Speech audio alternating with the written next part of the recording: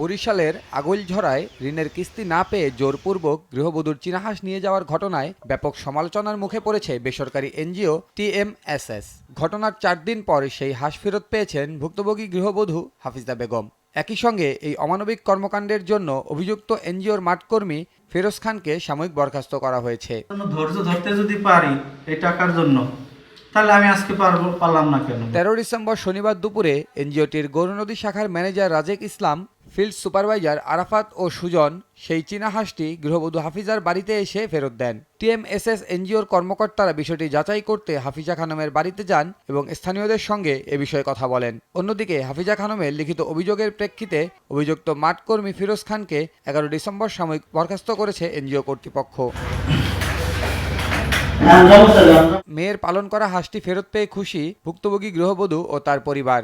আমার শাশুড়ি অসুস্থ ছিল বিধায় আমি এই টাকাটা দিতে পারি নাই, তার কারণে তারা জোর করে হাঁস নিয়ে যায়। এবং আমার মেয়ের অনেক আদরের হাঁস ছিল, ও বাড়িতে এসে হাঁস না দেখে 2 দিন যাবত আজকে 4 দিন হাঁস নেয়। 4 দিন পর্যন্ত অনেক কান্নাকাটি করছে, ভাত খায় নাই। এ ব্যাপারে টিএমএসএস এর এনজিও কর্মকর্তারা জানান, ভুক্তভোগীর অভিযোগের ভিত্তিতেই হাফিজা খানমের হাঁসটি ফেরত দেওয়া হয়েছে। এই ঘটনায় অভিযুক্ত মাঠকর্মীকে সাময়িক বরখাস্ত করা হয়েছে। এটা ভুল বোঝাবুঝির ভিতরেই হাঁসটা এখান থেকে নেওয়া হয়েছে। নেওয়া হওয়ার পর হাঁসটা আমাদের অফিসে আমরা রাখছি। পরে আমাদের বরিশাল জোন প্রধান মহোদয়, প্রশাসনিক কর্মকর্তা ওনার বাড়িতেও আসছেন, ওদের সাথে কথা হয়েছে, আরও সদস্যের সাথে কথা হয়েছে। পরে আমাদের ডমিন মহোদয়ের নির্দেশে আমরা আসলে হাঁসটা ফেরত দিয়ে যাওয়ার জন্য আসছি।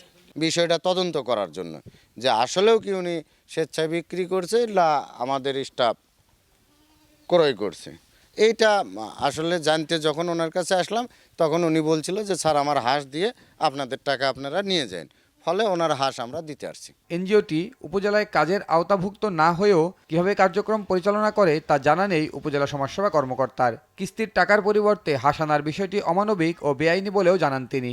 টিএমএস নামে কোনো এনজিও আগৈলঝড়া থেকে নিবন্ধনকৃত নাই। একজন পাবলিক হিসেবেও আমি এটা বলতে পারি এটা অবৈধ এবং এটা কোনোভাবেই সে নিতে পারেন না। তিনি তার কিস্তির বদলে তার ঘর থেকে যে কোনো শুধু হাঁস না, যে কোনো মালামাল নেওয়াটাও এটা অবৈধ হিসেবে গণ্য করি। গত মঙ্গলবার হাফিজা খানমের কাছে ঋণের কিস্তির টাকা আনতে যায় এনজিও টিএমএসএস এর মাঠকর্মী ফিরোজ খান সহ আরও একজন।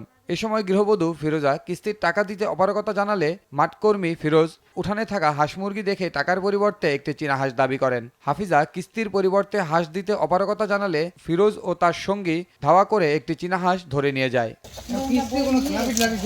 নিউজ ডেস্ক, দেশ টিভি।